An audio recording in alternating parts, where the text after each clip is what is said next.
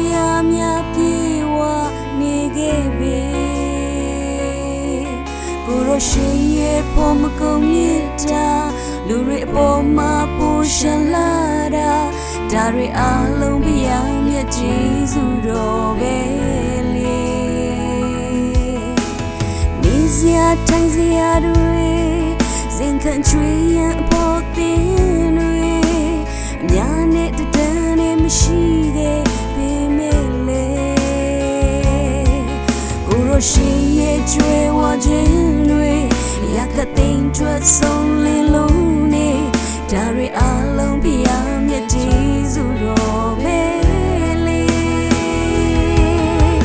မေ့ချင်နေဆိုကျေးဇူးတရားတွေ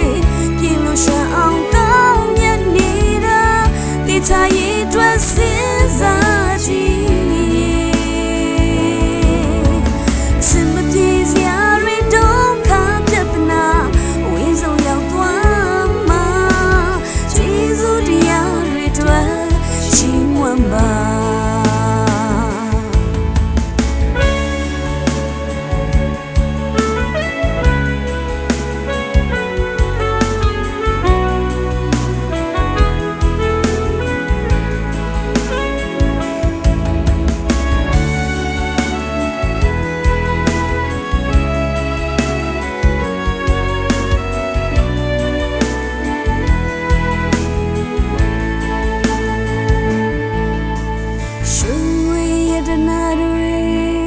ပိုင်ဆိုင်နေပါတော့လေ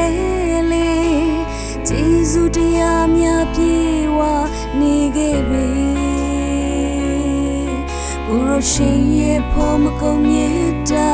လူတွေပေါ်မှာပူရှင်လာတာ